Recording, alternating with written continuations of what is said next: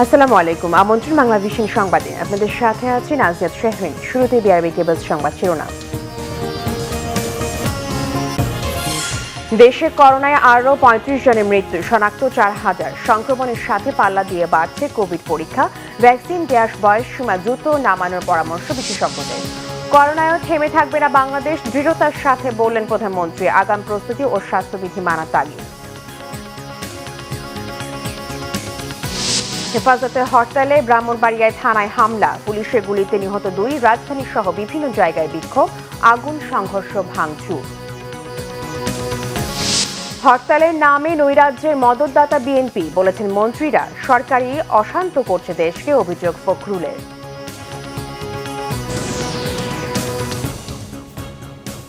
দেখছিলেন বিআরবি কেবল সংবাদ শিরোনাম, এবারে বিস্তারিত। দেশে করোনায় আরও ৩৫ জনের মৃত্যু হয়েছে। এ নিয়ে মৃতের সংখ্যা দাঁড়ালো ৮,৯০৪ জনে। রবিবার স্বাস্থ্য অধিদপ্তরের প্রেস বিজ্ঞপ্তিতে জানানো হয়, ২৪ ঘন্টায় ২২,১৩৬টি নমুনা পরীক্ষায় ৩,৯০৮ জনের করোনা শনাক্ত হয়েছে, যা একদিনে শনাক্তের হিসাবে গত ৯ মাসের সর্বোচ্চ। এ নিয়ে মোট শনাক্তের সংখ্যা দাঁড়ালো ৫,৯৫,৭১৪।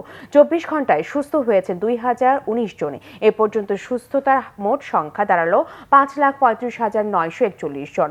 ২৪ ঘন্টায় নমুনা পরীক্ষা বিবেচনায় শনাক্তের হার ১৭.৬৫, সুস্থতার হার 89.97 ও মৃত্যুর হার ১.৪৯। করোনা সংক্রমণের সাথে পাল্লা দিয়ে বাড়ছে কোভিড পরীক্ষা। নমুনা দিতে আগ্রহী মানুষের চাপে হিমশিম খাচ্ছে হাসপাতালগুলো। এদিকে বিশেষজ্ঞরা বলছেন, করোনা ভয়াবহতা বিবেচনায় ভ্যাকসিন দেওয়ার বয়সসীমা দ্রুত নামানো প্রয়োজন। প্রতিদিন করোনায় আক্রান্ত ও মৃতের সংখ্যা বাড়ছে, সেই সাথে দীর্ঘ হচ্ছে কোভিড পরীক্ষার জন্য হাসপাতালগুলোয় নমুনা দিতে আসাদের লাইন। এদের অধিকাংশেরই রয়েছে সর্দি, কাশি, ঘ্রাণহীনতা সহ নানা উপসর্গ। জ্বর ছিল আর খাবারের স্বাদ পাচ্ছি না। আমি নিজেও এখান থেকে অ্যাট্রাক্টেড হইতে পারি, সব মিলে তারপরে তো আমাকে আসতেই হবে। অনেক বেশি মানুষ টেস্ট করছে এবং যত বেশি টেস্ট করবে ততই ধরা পড়বে। এই প্রবণতাটা আসলে খুবই ভয়াবহ মনে হচ্ছে আমার। অনেকে ছোট শিশুকে সঙ্গে নিয়ে আসছেন নমুনা দিতে।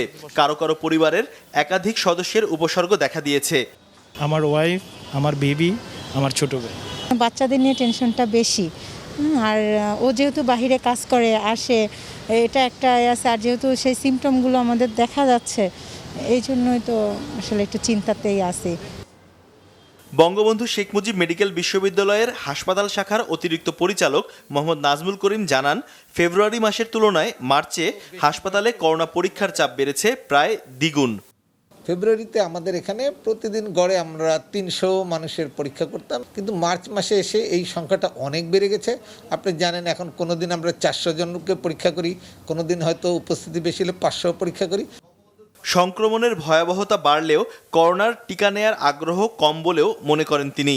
বলেন, আরও বৃহৎ জনগোষ্ঠীকে ভ্যাকসিনের আওতায় আনতে শিগগিরই বয়সসীমা ৪০-এর নিচে নামানো প্রয়োজন। ৪০-এর নিচে আমরা এখনও ভ্যাকসিন কার্যক্রমে আসতে পারিনি। সমাজের একটা বৃহৎ অংশ এই ভ্যাকসিনের আওতায় আসেনি, ফলে এই রোগটা সংক্রমণের ব্যাপক সম্ভাবনা রয়ে গেছে এবং সেটাই এখন হচ্ছে। তবে স্বাস্থ্যবিধির ব্যাপারে সাধারণ মানুষ সচেতন না হলে করোনা মোকাবিলায় কোনো উদ্যোগই সফল হবে না বলেও মনে করেন তিনি। শিহাব হোসেন, বাংলাভিশন, ঢাকা। করোনার সংক্রমণ বৃদ্ধিতে আগাম প্রস্তুতি আর স্বাস্থ্যবিধি কঠোরভাবে মেনে চলতে দলীয় নেতাকর্মীদের নির্দেশ দিয়েছেন প্রধানমন্ত্রী শেখ হাসিনা। তিনি বলেন, স্বাধীনতার সুবর্ণ জয়ন্তীতে প্রায় সকল দেশের শুভেচ্ছা বার্তা জনগণের জন্য অত্যন্ত সম্মানের, তা প্রচারের ব্যবস্থা করতে হবে নেতাকর্মীদের।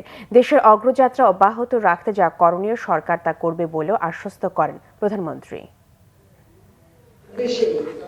মহান স্বাধীনতা ও জাতীয় দিবস উপলক্ষে ২৩ বঙ্গবন্ধু এভিনিউয়ে আওয়ামী লীগের আলোচনায় ভিডিও কনফারেন্সে যুক্ত হন প্রধানমন্ত্রী শেখ হাসিনা। শুরুতে বাংলাদেশের স্বাধীনতা সংগ্রামে বঙ্গবন্ধুর অবদানের কথা স্মরণ করেন। তিনি বলেন, অপপ্রচার করে বাঙালির অগ্রযাত্রা থামাতে না পেরে ৭৫-এ জাতির পিতাকে নির্মমভাবে হত্যা করা হয়, এমনকি শেখ মুজিবের নাম মুছে ফেলতে ইতিহাস বিকৃতি করা হয় বলেও মন্তব্য করেন প্রধানমন্ত্রী।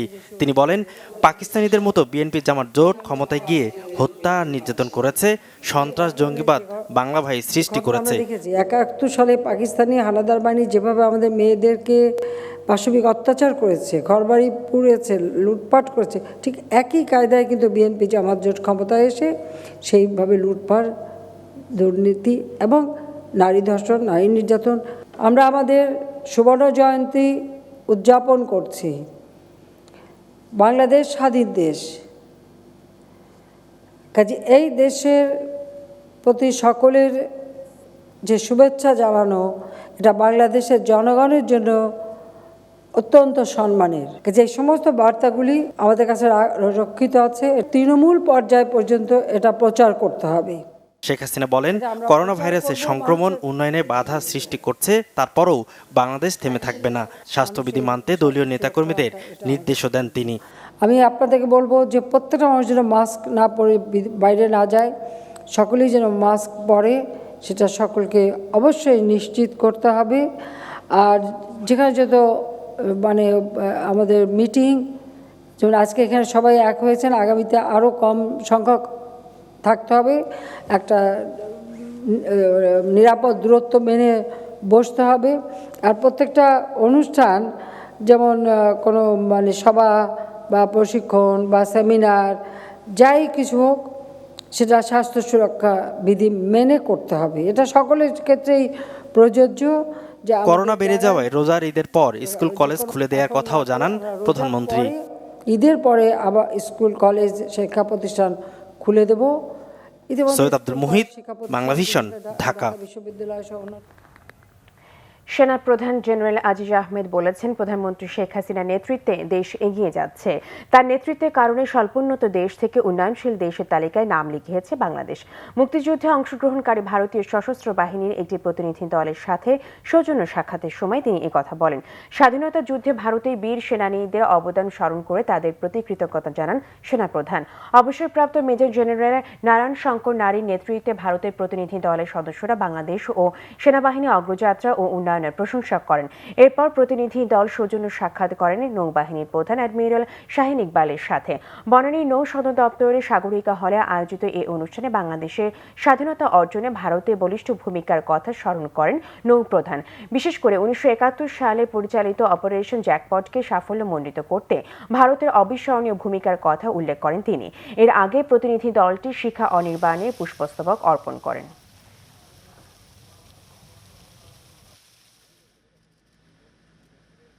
Today, Bangladesh is progressing rapidly and solidifying its position across the globe. You would be pleased to know that under the gifted leadership of our Honorable Prime Minister Sheikh Hasina, the relationship between India and Bangladesh is deeply rooted in shared history, geographical proximity and common heritage. We'll be very happy to learn that the present generation of our armed forces is growing up with the legacy of our liberation war. সারা দেশে হেফাজতে ইসলামে ডাকা সকাল সন্ধ্যা হরতাল চলাকালে ব্রাহ্মণবাড়িয়ার সরাইলে হরতাল সমর্থকদের সাথে পুলিশের সংঘর্ষে 2 জন নিহত হয়েছে। কিশোরগঞ্জে আওয়ামী লীগের অফিসে হামলা চালিয়ে ব্যাপক ভাঙচুর করে হেফাজতের নেতাকর্মীরা। এ সময় সরকার সমর্থকদের সাথে তাদের ধাওয়া পাল্টা ধাওয়া হয়। পরিস্থিতি নিয়ন্ত্রণে টিয়ার গ্যাস ও রাবার বুলেট ছোড়ে পুলিশ। হেফাজতে তাণ্ডবের প্রতিবাদে আওয়ামী লীগ সমাবেশ করে। নেতারাই এই ঘটনার সাথে বিএনপি জড়িত রয়েছে বলে অভিযোগ করেন। অন্যদিকে বিএনপি কার্যালয়ে হামলা চালায় দুর্বৃত্তরা। এক পর্যায়ে তারা আসবাবপত্র রাস্তায় এনে তাতে আগুন ধরিয়ে দেয়। এদিকে ব্রাহ্মণবাড়িয়ায় হরতাল সমর্থকরা হামলা চালায় সরাইল থানায়। এ সময় পুলিশের সাথে তাদের ব্যাপক সংঘর্ষ হয়, নিহত হন 2 জন। এছাড়া জেলার বিভিন্ন জায়গায় বিক্ষোভ মিছিল করেন নেতাকর্মীরা। বিভিন্ন সরকারি স্থাপনায় আগুন দেওয়া হয়। হামলা চালায় সোনার বাংলা ট্রেনেও। হবিগঞ্জের আজমিরিগঞ্জে মাইকে ঘোষণা দিয়ে হামলা চালানো হয় পুলিশের ওপর। এতে আহত হন ওসি সহ 5 পুলিশ। ভাঙচুর করা হয় পুলিশের গাড়ি। আগুন দেওয়া হয় একটি মোটরসাইকেলে। ঢাকা সিলেট ও ঢাকা চট্টগ্রাম মহাসড়কে নারায়ণগঞ্জের সিদ্ধিরগঞ্জের সানারপাড় এলাকায় অবরোধ করে হেফাজতের নেতাকর্মীরা। মৌচাক এলাকায় হরতাল সমর্থকদের সাথে পুলিশের সংঘর্ষ হয়। রাজশাহী নগরী নওদাপাড়া ট্রাক টার্মিনাল এলাকায় 2টি বিআরটিসি বাসে আগুন দেয় দুর্বৃত্তরা। পুলিশ ও সরকার সমর্থকদের সাথে হেফাজতের কর্মীদের সংঘর্ষ হয় মুন্সিগঞ্জ ও সিলেটে। মুন্সিগঞ্জে পুলিশ সহ আহত হন 50 জন। এছাড়া দেশের বিভিন্ন জায়গায় বিক্ষিপ্ত সংঘর্ষ ও বিক্ষোভের মধ্য দিয়ে হেফাজতের সকাল সন্ধ্যা হরতাল শেষ হয়েছে। ঢাকায়ও সড়ক মহাসড়ক অবরোধ, পুলিশের সঙ্গে হরতাল সমর্থকদের ধাওয়া পাল্টা ধাওয়া, সংঘর্ষ হয়েছে। বায়তুল মোকাররম মসজিদ এলাকায় সকাল থেকে চলে দফায় দফায় মিছিল, সমাবেশ ও সড়ক অবরোধ। আওয়ামী লীগ নেতাকর্মীদের সাথে হেফাজত কর্মীদের ধাওয়া পাল্টা ধাওয়াও হয়েছে। নারায়ণগঞ্জের সাইনবোর্ড এলাকায় সকাল থেকে সড়ক অবরোধ করে এবং রাস্তায় টায়ার জ্বালিয়ে বিক্ষোভ করে হেফাজত কর্মীরা। পুলিশ, বিজিবি সহ আইন শৃঙ্খলা বাহিনীর সদস্যদের সাথে দফায় দফায় চলে সংঘর্ষ। এ সময় তারা কয়েকটি যানবাহনে আগুন ধরিয়ে দেয়।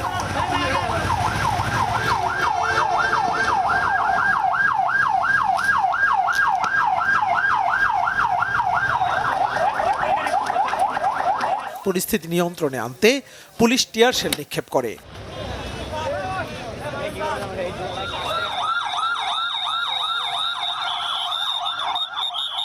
ঢাকা চট্টগ্রাম মহাসড়কে যান চলাচল বন্ধ থাকায় বিপাকে পড়েন সাধারণ মানুষ। চিরাং রোড তো ওরকম টার্নিং, যে ওইখানে টায়ার জ্বালায়া সবাই আন্দোলন করতেছে, পুলিশ আছে ওইখানে, সব গাড়ি ঘুরাই দিতেছে। তারপরে এখানে দেখলাম মৌচাকেও সেম কাহিনী, সানারপাড়েও একই অবস্থা। তো এখন সবাই হাঁটতেছে, অফিসে তো যাইতেই হবে, কিছু করার নেই। চিটাগাং রোড থেকে হাঁটিয়ে আসতেছি, রাস্তাঘাটে সব দিকেই বন্ধ, গাড়ি ঘোড়া চলতেছে না, রিক্সা গাড়ি কোনো কিছুই নেই। এমন অবস্থায় খুব কষ্টের সাথে আমরা হাঁটাচলা করি আসতে হচ্ছে। সার্বিক পরিস্থিতি নিয়ন্ত্রণে আছে, কোনো ধরনের অপ্রীতিকর ঘটনা এখানে খুব একটা ঘটেনি। আপনারা সারাদিনে দেখেছেন আমরা খুব ধৈর্য সহকারে এই যে কর্মসূচি দিয়েছে সেই কর্মসূচি যাতে কোনো ধরনের সহিংস না হয় সেদিকে লক্ষ্য রেখে আমরা কাজ করছি। এদিকে পল্টন এলাকায় হরতাল সমর্থনকারীদের সাথে আওয়ামী লীগ ও তাদের সহযোগী সংগঠনের নেতাকর্মীদের কয়েক দফা ধাওয়া পাল্টা ধাওয়া হয়।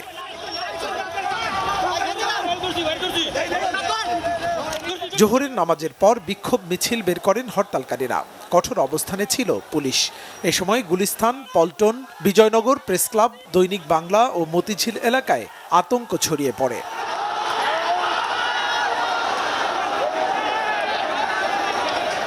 পুলিশ পরিস্থিতি নিয়ন্ত্রণে আনে। তাদের কঠোর নিরাপত্তার মধ্যে দৈনিক বাংলার দিকে যায় মিছিলটি।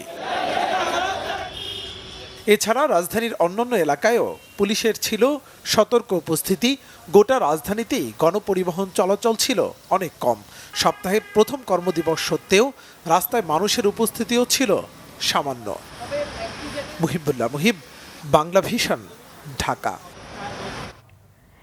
এদিকে গত 2 দিনে তাদের 17 নেতাকর্মী হত্যা করা হয়েছে জানিয়ে সোমবার সারা দেশে দোয়া অনুষ্ঠান ও 2 এপ্রিল বিক্ষোভ কর্মসূচি ঘোষণা করেছে হেফাজতে ইসলাম। বিকেলে রাজধানীর পুরানা পল্টনে খেলাফতে মজলিস কার্যালয়ে সংবাদ সম্মেলনে হেফাজতে নেতারা দাবি করেন সারা দেশে স্বতঃস্ফূর্ত ও নজিরবিহীন হরতাল পালন করেছে দেশবাসী। তবে শান্তিপূর্ণ এই কর্মসূচিতেও হামলা করেছে আওয়ামী লীগের বিভিন্ন অঙ্গ সংগঠনের নেতাকর্মীরা। হয়রানি বন্ধ, নিহতদের পরিবারে ক্ষতিপূরণ ও আটককৃতদের মুক্তি দেয়া না হলে কঠোর কর্মসূচি হুঁশিয়ারিও দিয়েছে হেফাজত।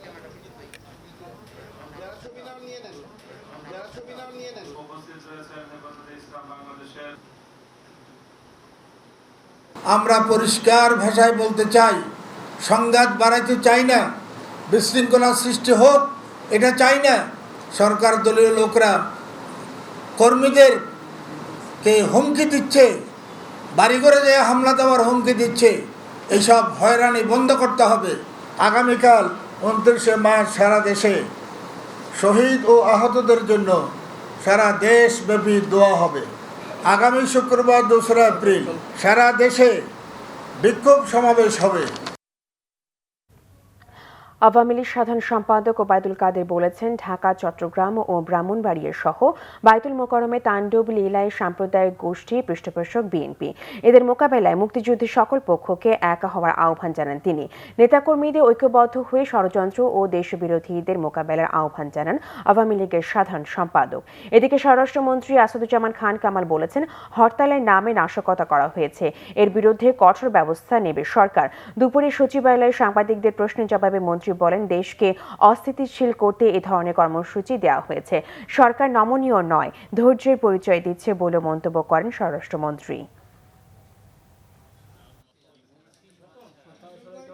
ভারত বিদ্বেষী যে সাম্প্রদায়িক গোষ্ঠী ঢাকা, চট্টগ্রাম ব্রাহ্মণবাড়িয়া সহ জাতীয় মসজিদের ভেতর যে তাণ্ডব লীলা চালিয়েছে, স্বাধীনতার সুবর্ণ জয়ন্তীর সফলতা যাদের গাত্রদাহ, সেই বিএনপি এই অপশক্তির পৃষ্ঠপোষক। সাম্প্রদায়িক অপশক্তির সহিংস তৎপরতা রুখতে হলে আসুন আমরা বঙ্গবন্ধু কন্যা শেখ হাসিনার নেতৃত্বে মুক্তিযুদ্ধের পক্ষের সকল শক্তিকে, সকল জনগণকে ঐক্যবদ্ধ হওয়ার আহ্বান জানাচ্ছি। সরকারি কখনো নমনীয় নয়। সরকার সবসময় একটা ধৈর্যের পরিচয় দেয়, মানে এটা স্পষ্টই প্রতীয়মান হয়। এগুলো হয়তো মানে আগে যারা জঙ্গি সংগঠনগুলি যারা এই সন্ত্রাস নৈরাজ্য সৃষ্টি করার জন্য যে প্রয়াস পেয়েছিল, এই তারাই এখানে আবার সম্পৃক্ত হয়েছে নতুনভাবে, এইরকম আমাদের মনে হচ্ছে। এই সবগুলি আমরা তলিয়ে দেখছি। আমরা যেখানেই থাকুক, আমরা কাউকে ছাড় দেব না। জনগণের প্রতিবাদে দিশেহারা হয়ে মানুষ হত্যার মতো হঠকারী সিদ্ধান্ত নিয়ে সরকারই পুরো দেশকে অশান্ত ও অস্থিতিশীল করে তুলেছে বলে অভিযোগ করেছেন বিএনপি মহাসচিব মির্জা ফখরুল ইসলাম আলমগীর। এক বিবৃতিতে বিএনপি মহাসচিব বলেন, স্বাধীনতা দিবস থেকে শুরু করে গত দুদিনে ঢাকা, চট্টগ্রাম, ব্রাহ্মণবাড়িয়া সহ বিভিন্ন অঞ্চলে সরকারের আইনশৃঙ্খলা বাহিনী ও ছাত্রলীগ, যুবলীগের তাণ্ডবে হত্যাযজ্ঞ চালানো হয়। রবিবারও ব্রাহ্মণবাড়িয়ায় গুলি করে মানুষ হত্যা করা হয়েছে। মুন্সিগঞ্জের সিরাজদিখানে, মধুপুরে পীর আব্দুল হামিদ সহ অসংখ্য মানুষ গুলিবিদ্ধ হয়েছে। রাজধানী উপকণ্ঠে সাইনবোর্ড সহ বিভিন্ন জায়গায় নির্বিচারে গুলি ও সশস্ত্র হামলা চালানো হয়। গ্রেফতার করা হয়েছে বিএনপি নির্বাহী কমিটির সদস্য নিপুণ রায় চৌধুরীকে। মির্জা ফখরুল বলেন, পরিস্থিতি শান্ত করার পরিবর্তে আইন শৃঙ্খলা বাহিনীকে গুলি করার নির্দেশ দিয়ে এবং ক্ষমতাসীন দলে মস্তানদের হাতে অস্ত্র তুলে দিয়েছে সরকার। সোমবার ঢাকা সহ মহানগরে এবং মঙ্গলবার জেলা সদরে বিক্ষোভ কর্মসূচি সফল করতে নেতাকর্মীদের প্রতি আহ্বান জানান বিএনপি মহাসচিব। বিএনপির জাতীয় নির্বাহী কমিটির সদস্য নিপুণ রায় চৌধুরীকে আটক করেছে গোয়েন্দা পুলিশ। বিকেল 3:30টায় রাজধানীর রায়ের বাজারে বাসা থেকে নিপুণ রায়কে সাদা পোশাকে পুলিশ আটক করে নিয়ে যায় বলে অভিযোগ করেছেন তার পরিবারের সদস্যরা। তাদের অভিযোগ, কোনো কাগজপত্র ছাড়াই নিপুণকে আটক করা হয়েছে। তার বিরুদ্ধে যেসব মামলা রয়েছে তার সবগুলোতেই তিনি জামিনে আছেন। নিপুণ রায় চৌধুরী দলের ভাইস চেয়ারম্যান নিতাই রায় চৌধুরীর মেয়ে এবং দলের স্থায়ী কমিটির সদস্য গয়েশ্বরচন্দ্র রায় পুত্রবধূ। এদিকে নিপুণ রায় চৌধুরী গ্রেফতারে উদ্বেগ জানিয়ে অবিলম্বে তার মুক্তির দাবি জানিয়েছে বিএনপি। সন্ধ্যায় নয়াপল্টনে দলীয় কার্যালয়ে সংবাদ সম্মেলনে বিএনপি সাংগঠনিক সম্পাদক সৈয়দ ইমরান সালেহ প্রিন্স এসব দাবি জানান। তিনি অভিযোগ করেন, আইন শৃঙ্খলা বাহিনীর সাদা পোশাকের সদস্যরা দুপুরের দিকে নিপুণ রায়কে আটক করেছে। বিএনপির প্রচার সম্পাদক শহীদ উদ্দিন চৌধুরী অ্যানি খোঁজ নিতে ডিবি অফিসে গেলেও নিপুণ রায়ের কোনো সন্ধান দিতে পারেনি পুলিশ। বিএনপির সোমবার ও মঙ্গলবারে বিক্ষোভ কর্মসূচিতে বাধা না দিতে আইন শৃঙ্খলা বাহিনীর প্রতিও আহ্বান জানান বিএনপির এ নেতা।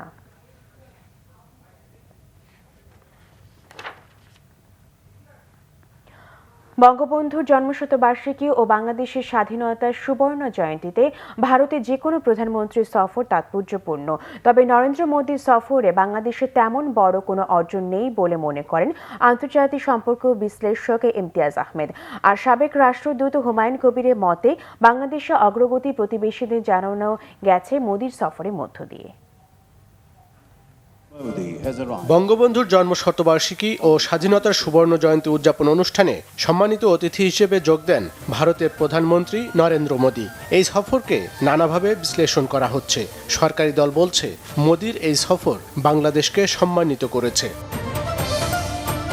সংসদের বাইরের দল বিএনপি মোদীর সফরকে স্বাগত জানায়নি। আবার কিছু ইসলামিক সংগঠন এই সফরের প্রতিবাদ জানিয়েছে। আন্তর্জাতিক সম্পর্ক বিশ্লেষক ইমতিয়াজ আহমেদ বলেন, ৭১-এ ভারতের ভূমিকা গুরুত্বপূর্ণ। স্বাধীনতার সুবর্ণ জয়ন্তীতে ভারতের যে কোনো প্রধানমন্ত্রীর উপস্থিতি তাৎপর্যপূর্ণ। তবে মোদীর সফরে যে প্রতিক্রিয়া বাংলাদেশে দেখা দিয়েছে তা মোদীর ব্যক্তি ইমেজের কারণে। আমি মনে করি না যে বড় কিছু এই সফরের মাধ্যমে হয়েছে। একটা হলো সম্পর্ক যেটা আছে সেটা তো আছেই, কিন্তু এই সফরের মাধ্যমে বরং খুবই দুঃখজনকভাবে আমরা যেটা দেখেছি সেটা হলো যে আমাদের দেশে অলরেডি যেটা শুনছি 10 জন মারা গেছেন, সেটা খুবই দুঃখজনক। ইমতিয়াজ আহমেদ বলেন, বাণিজ্য ও বিনিয়োগ সূচকে ভারত বাংলাদেশ সম্পর্ক উন্নত হচ্ছে, কিন্তু মানুষে মানুষে সম্পর্কের উন্নতি দরকার। এক্ষেত্রে বাংলাদেশ সরকারের চেয়ে ভারত সরকারের দায় বেশি। হয়তো অর্থনৈতিক সম্পর্ক সলিডিফাইং কোনো সন্দেহ নেই, এবং অনেক ব্যাপারে হয়তো যেগুলো কি বলা হয় ইনভেস্টমেন্টের ব্যাপারে, ব্যবসা বাণিজ্যের মধ্যে হয়তো আমাদের আদান প্রদান হচ্ছে, কিন্তু ওই যে জায়গায় আমার মনে হয় আরো কাজ করা দরকার সেটা হলো মানুষের চিন্তা জগতে। সেই জায়গায় কিন্তু দেখা যাচ্ছে যে না, একটা অসহিষ্ণু অবস্থায় আমরা পড়ে যাচ্ছি। সাবেক রাষ্ট্রদূত হুমায়ুন কবির বলেন, বাংলাদেশের উন্নয়নকে ব্র্যান্ডিং করতে ভারত সহ প্রতিবেশী অনেক দেশের সরকার প্রধানদের সাম্প্রতিক সফর বেশ গুরুত্বপূর্ণ। যে ফলাফল বা যে প্রত্যাশা, সে প্রত্যাশার আলোকে আমরা যথেষ্ট পরিমাণে কিছু অর্জন করিনি, তার খানিকটা সত্যতা আছে, এটা মানতে হবে। কিন্তু আমাদের অগ্রগতি, আমাদের অর্জন, আমরা যে জায়গাটায় আছি গত 50 বছর, এটা তুলে ধরা, এটাও একটা জাতি হিসাবে আমরা এটাকে অর্জন হিসাবে দেখতে পারি, বা এটা একটা ইতিবাচক জায়গা হিসাবে চিন্তা করতে পারি। তো সেই বিবেচনায় আমি মনে করি ভারতের প্রধানমন্ত্রী আসাটা আমাদের জন্য বিশেষভাবে এটা একটা বিশেষভাবে উল্লেখযোগ্য। তার কারণ 1971 সালে ভারত আমাদেরকে মহান মুক্তিযুদ্ধের সমর্থন দিয়েছিল। গোপালগঞ্জের কাশিয়ানী ও সাতক্ষীরার শ্যামনগরে মতুয়া সম্প্রদায়ের 2টি মন্দির পরিদর্শন করেছেন নরেন্দ্র মোদী। খোদ ভারতেই এটাকে মোদীর রাজনৈতিক ফায়দা হাসিলের উপলক্ষ হিসেবে দেখা হচ্ছে। আরিফুল হক, বাংলা ভিশন, ঢাকা। স্বাধীন করো, স্বাধীন করো, বাংলাদেশ স্বাধীন করো।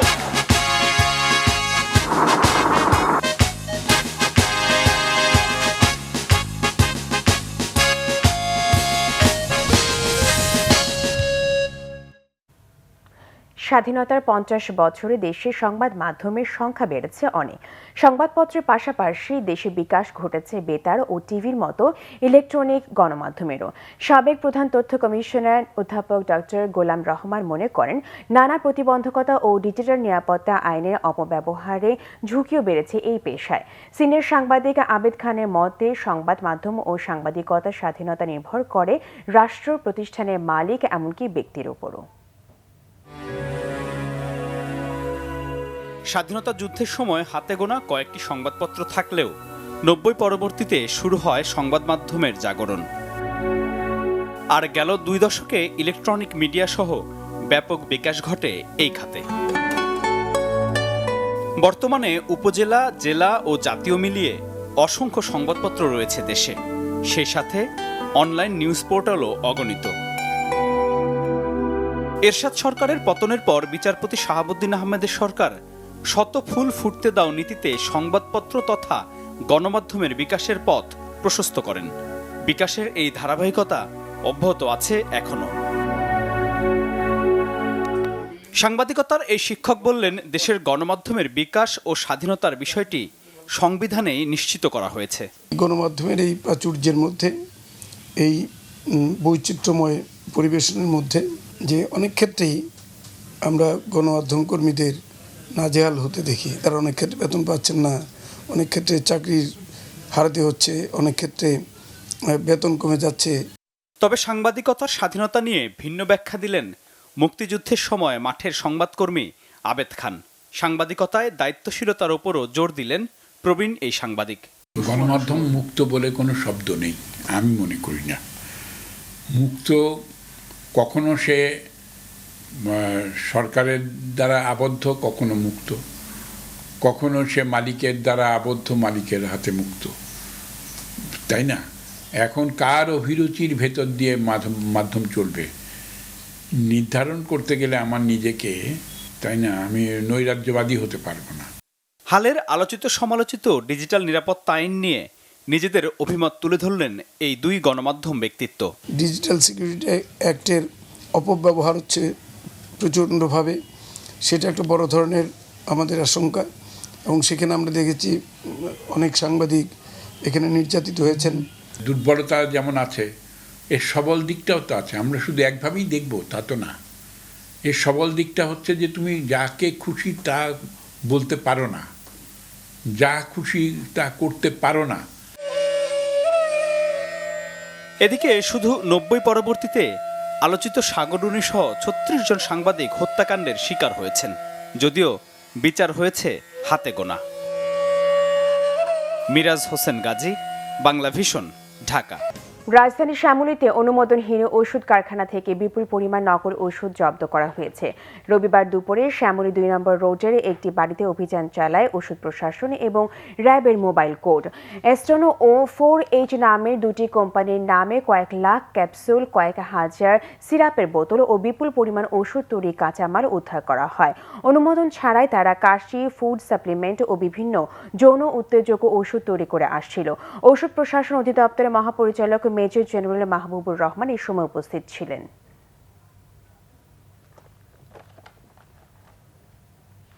15,500 টাওয়ারকে শতভাগ 4Gতে রূপান্তরের মাধ্যমে স্বাধীনতার সুবর্ণ জয়ন্তী উদযাপন করেছে গ্রামীণফোন। এ উপলক্ষে রবিবার রাজধানীতে আয়োজিত এক অনুষ্ঠানে প্রধান অতিথি হিসেবে উপস্থিত ছিলেন ডাক ও টেলিযোগাযোগ মন্ত্রী মোস্তফা জব্বার। বিশেষ অতিথি ছিলেন বাংলাদেশ টেলিযোগাযোগ নিয়ন্ত্রণ কমিশনের ভাইস চেয়ারম্যান সুব্রত রায় মিত্র। অন্যান্যের মধ্যে উপস্থিত ছিলেন গ্রামীণফোনের প্রধান নির্বাহী কর্মকর্তা ইয়াসির আজমান, সিএফও ইয়েন্স বেকার ও সিএমও মোহাম্মদ সাজ্জাদ হাবিব সহ প্রতিষ্ঠানটির ঊর্ধ্বতন কর্মকর্তারা। বক্তারা সর্বোচ্চ গতির ইন্টারনেটের চাহিদা মেটাতে শহর ও গ্রামাঞ্চলে 8 কোটি গ্রাহকের জন্য ডিজিটাল সেবা শক্তিশালী করার প্রত্যয় ব্যক্ত করেন। অনুষ্ঠান থেকে একাধিক প্রতিনিধির কাছে কল করে 4G কানেক্টিভিটি উদযাপন করা হয়।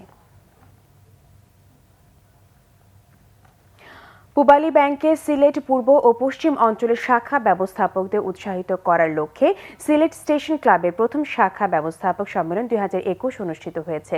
অনুষ্ঠানে সভাপতিত্ব করেন সিলেট প্রিন্সিপাল অফিসারের মহাব্যবস্থাপক দেওয়ান জামিল মাসুদ। প্রধান অতিথি হিসেবে উপস্থিত ছিলেন ব্যাংকের অতিরিক্ত মহাব্যবস্থাপনা পরিচালক ও chief operating officer Mohammad Ali. বিশেষ অতিথি ছিলেন ব্যাংকের মহাব্যবস্থাপক মোহাম্মদ ইসা, সিলেট পূর্ব অঞ্চলের অঞ্চল প্রধান জিয়াউল হক চৌধুরী, সিলেট পশ্চিম অঞ্চলের অঞ্চল প্রধান মোহাম্মদ মশিউর রহমান খান ও মৌলভীবাজার অঞ্চলের অঞ্চল প্রধান মোহাম্মদ আরিফুল ইসলাম সহ সিলেট পূর্ব ও পশ্চিম অঞ্চলের শাখা প্রধান ও ব্যাংকের ঊর্ধ্বতন কর্মকর্তারা। সম্মেলনে 2021 সালে ব্যাংকের লক্ষ্যমাত্রা অর্জনের কৌশল নিয়ে আলোচনা হয়। স্বল্পোন্নত দেশ থেকে বাংলাদেশের উন্নয়নশীল দেশে উত্তরণ হওয়ায় উৎসাহ উদ্দীপনা আর জাঁকজমকপূর্ণভাবে ঢাকা সেনানিবাসে বর্ণাঢ্য র্যালি হয়েছে। র্যালিটি হয় ঢাকা সেনানিবাসে লগ এরিয়ার সার্ভিস ব্যবস্থাপনায়। এতে প্রধান অতিথি ছিলেন quartermaster general lieutenant general SAM Shafiuddin Ahmed. র্যালিটি শুরু হয় ঢাকা সেনানিবাসের সিগন্যাল গেট এবং লজিস্টিক এরিয়া MP ইউনিটের সামনে থেকে, শেষ হয় সেনানিবাসের প্রধান সড়ক হয়ে সেনাকুঞ্জে গিয়ে। র্যালিতে ঢাকা সেনানিবাসে কর্মরত সামরিক, অসামরিক কর্মকর্তা, JCO এবং অন্যান্য পদবীর সৈনিকেরা স্বতঃস্ফূর্তভাবে অংশ নেন। সংবাদ শেষ করব BRB কেবল শিরোনামগুলো আরেকবার জানিয়ে। দেশে করোনায় আরও 35 জনের মৃত্যু শনাক্ত, 4000 সংক্রমণের সাথে পাল্লা দিয়ে বাড়ছে কোভিড পরীক্ষা, ভ্যাকসিন দেওয়ার বয়সসীমা দ্রুত নামানো পরামর্শ বিশেষজ্ঞদের। করোনাও থেমে থাকবে না বাংলাদেশ, দৃঢ়তার সাথে বললেন প্রধানমন্ত্রী। আগাম প্রস্তুতি ও স্বাস্থ্যবিধি মানার তাগিদ। হেফাজতে হরতালে ব্রাহ্মণবাড়িয়ায় থানায় হামলা, পুলিশের গুলিতে নিহত 2। রাজধানীর সহ বিভিন্ন জায়গায় বিক্ষোভ, আগুন, সংঘর্ষ, ভাঙচুর। হরতালের নামে নৈরাজ্যের মদতদাতা BNP, বলেছেন মন্ত্রীরা। সরকারি অশান্ত করছে দেশকে, অভিযোগ ফখরুলের।